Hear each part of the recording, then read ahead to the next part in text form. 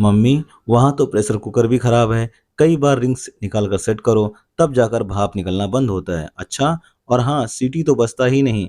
मटर छीलते हुए मीना ने अपनी माँ से शिकायत की।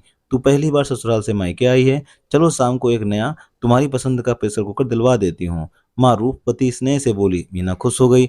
शाम हुई। माँ और छोटी बहन के साथ मीना बाजार गई और अपनी पसंद से खुद के कपड़े, पति के लिए शर्ट पैंट के कपड़े और एक अच्छे ब्रांड का प्रेशर कुकर खरीद लाई। मीना के पिता श्याम जी कानपुर रेलवे स्टेशन पर तृतीय श्रेणी के कर्मचारी थे। उनका विवाह कानपुर से लगभग 90 किलोमीटर दूर लखनऊ में हुआ था। यातायात का साधन सुगम था। रेलवे के अलावा सड़क मार्ग से भी दोनों नगर जुड़े हुए थे। मीना का पति पंकज लखनऊ में ही एक सूत मिल में काम करता था। ससुर किसी कोऑपरेटिव बैंक से रिटायर हो चुके थे। दोनों परिवार मध्यम वर्गीय था। धन की प्रचुरता नहीं थी, पर घर में अभाव भी नहीं था। मीना के ताऊ लखनऊ स्टेशन पर कार्यरत थे। उन्हीं के प्रयासों के कारण रिश्ते की बात चली थी और विवाह संपन्न हुआ था। अगले दिन मीना पति के साथ ससुराल लौटी। दिल बल्लियों उछल रहा था। माँ से मिले उपहार से गौरवान्वित कर रहे थे। सास प्रेशर कुकर के डब्बे को देखकर पूछ बैठी, ये क्यों खरीद लाई? हमने खरीदा नहीं मम्मी जी, मेरी मम्मी ने दिया है। कहते समय मीना के स्वर में गर्व का भाव था। अनुभवी सास जैसे माजरा समझ गई हो, बोली, इसे अभी निकालना नहीं, पंकज से कहकर कुकर सुधरवा दूंगी। अगर फिर भी कुकर संतुष्टि नहीं मिले, तभी नया कुकर निकालना। उसी शाम प्रेशर कुकर को एक बर्तन दुकान पर भेजकर सुधरवा लिया गया। अब पुराने कुकर से प्रेशर लीक नहीं कर रहा था और वह यदा कदा सीटी भी बजा रहा था। 3 महीने बाद मीना पति के साथ फिर मायके आई। मम्मी ने हाल चाल पूछा। बातों ही बातों में माँ ने पूछ लिया कि किसी चीज़ की ज़रूरत हो तो बताना। और सब तो ठीक है मम्मी, पर वहाँ का गैस चूल्हा इतना कम फ्लेम देता है कि चाय बनाने में ही पसीना छूट जाता है। उसे सुधरवा कर भी देखा, पर कोई फायदा नहीं। 8-10 दिन तक फ्लेम ठीक रहता है, फिर वैसा का वैसा। मम्मी, मिलिट्री कैंटीन से चूल्हा मिल सकता हो, दिलवाओ ना। कैंटीन में सस्ता मिल जाता है। श्याम जी के एक मित्र जो सेना में अच्छे पद पर कार्यरत थे, से निवेदन कर श्याम जी ने एक गैस स्टोव मीना के लिए मंगवा दिया। मीना ने मूल चुकाना चाहा, पर श्याम जी ने मूल लेने से मना कर दिया। समझना पापा की तरफ से गिफ्ट है, कहकर उन्होंने टाल दिया। इस बार फिर मीना गर्व से मस्तक ऊंचा कर ससुराल पहुंची। सास ने दरवाजा खोला था। सास की नज़र गैस स्टोव पर पड़ी तो सास ने पूछने के पहले ही मीना बोल पड़ी, मम्मी जी, अपने चूल्हे से परेशान हो गई हूँ, इसलिए मिलिट्री कैंटीन से मम्मी से कहकर चूल्हा मंगवाई हूँ। मैं पैसे दे रही थी, पर पापा ने देने नहीं दिया। इस बार सास कुछ नहीं बोली। शाम को काम से लौटने के बाद खुद पंकज ने नया स्टोव किचन में लगाया।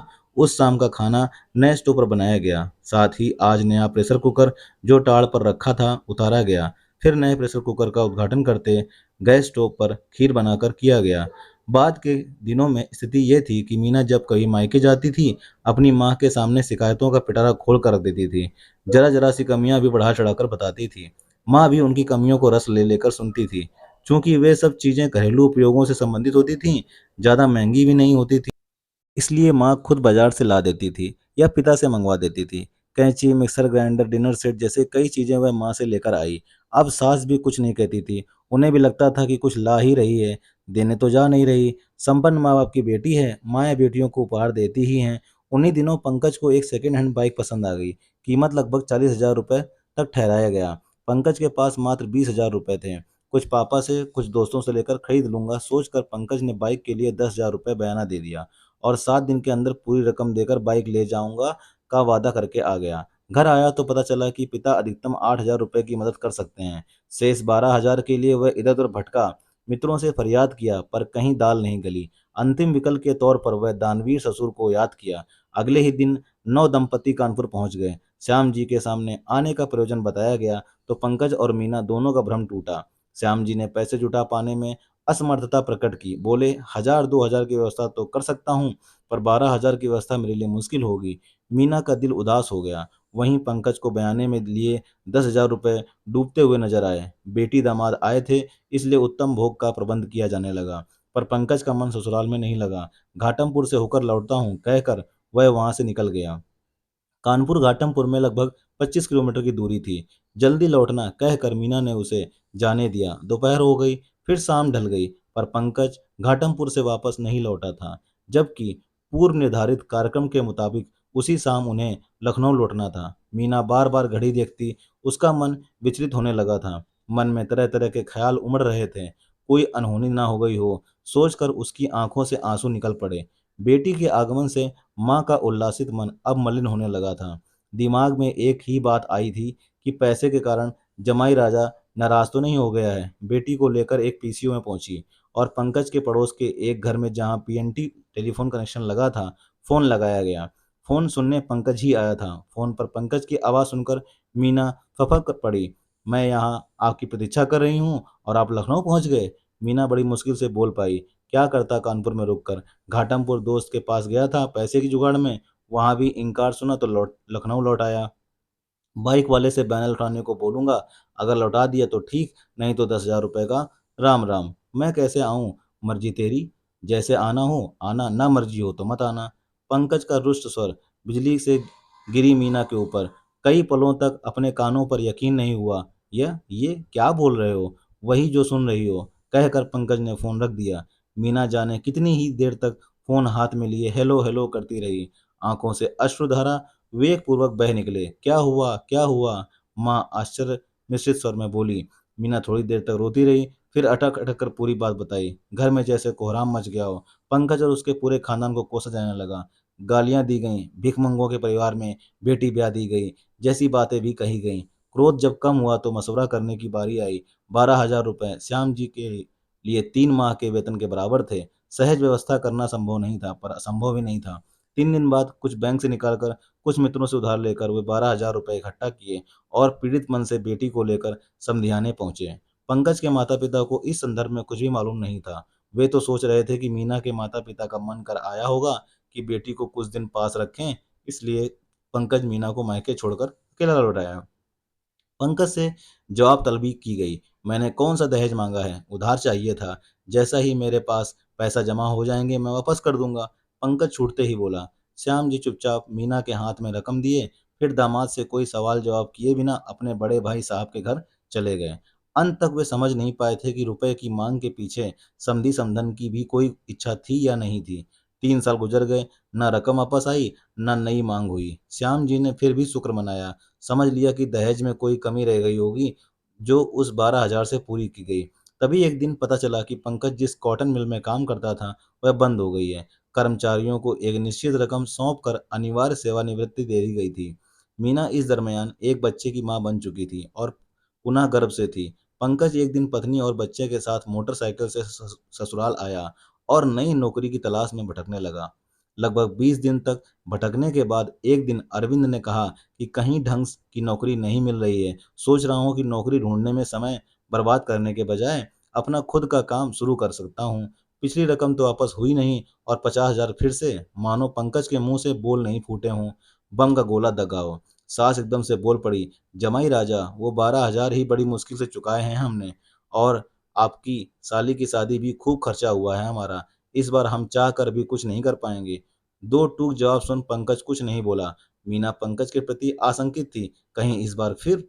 उस शाम पंकज ने कुछ नहीं किया। चुपचाप खाना खाया, खामोशी से रात गुजारी और अगली सुबह जाता हूँ किसी और जगह काम देखने कहकर अच्छे से तैयार हुआ, नाश्ता किया और अपना बायोडाटा की फाइल वाला बैग लेकर बाइक से चला गया। उस रोज वह वापस नहीं लौटा। रात हो गई और जब वह वापस नहीं लौटा तो मीना ने ससुराल के पड़ोस में फोन किया। वहां से पता चला कि पंकज लखनऊ भी नहीं लौटा है। आखिर गया तो कहाँ? 2 दिन गुजर गए। मन में तरह तरह की शंका उत्पन्न हो रही थी। थाने पर दरियाफ्त की गई, कहीं एक्सीडेंट वगैरह तो नहीं हो गया, पर कुछ पता नहीं चला। 5वें दिन पंकज बिना किसी पूर्व सूचना के मैले कुचैले हालत में महू पहुंचा। बिना किसी से कोई बातचीत किए सीधे बाथरूम में घुस गया। नहा धोकर बाहर निकला। नाश्ते के दौरान बताया कि इन 5 दिनों में वह कानपुर में नौकरी की तलाश में खूब भटका है। कहीं भी कैसा भी काम नहीं मिला है, इसलिए एक दोस्त के साथ झांसी काम की तलाश में जा रहा है। बाइक वह घाटमपुर में दोस्त के घर छोड़ देगा और अपना कपड़ों वाला बैग लेकर वह घर से निकल गया। मीना भारी मन से पंकज को जाने दी थी। पिछले 5 दिनों में उसकी आंखों से अविरल आंसू बहे थे। आजीविका का प्रश्न ना होता तो वह पंकज को अपनी आंखों से ओझल नहीं होने देती। अब तो मायके में रहना भी उसे कठिन और अपमानजनक सा लगने लगा था। माता पिता उससे कुछ कहते तो नहीं थे, पर माता पिता की आंखों में छाई उदासी स्पष्ट गोचर होने लगी थी। पंकज को गए 3 ही दिन हुए थे कि मीना को उसके ताऊ से पता चला कि पंकज तो पहले दिन ही लखनऊ आ गया था, यानी झांसी जाने की बात झूठी थी। मीना जैसे आसमान से गिरी हो। घर में कोहराम मचना ही था, मचा। श्याम जी अगली सुबह मीना और बच्चे को लेकर लखनऊ रेलवे क्वार्टर में रह रहे अपने बड़े भाई के घर पहुंचे। बड़े भाई को आरंभ से एक एक बात बताई। पूरी बात सुनकर बड़े भाई सोहन जी ने निश्वास भरकर कहा, सारी गलती तुम लोगों की है। क्या मतलब? तुम लोगों ने बच्ची की शादी करने के बाद भी उसके जीवन पर अपना नियंत्रण चाहा। ये तो नादान है, कम अक्ल ना समझ है। इसे घर गृहस्थी के बारे में क्या अनुभव? पर तुम्हें और तुम्हारी पत्नी को तो समझदारी दिखलानी चाहिए थी। क्यों? बेटी के ससुराल की कमियां जानने के लिए उत्सुक रहती थी।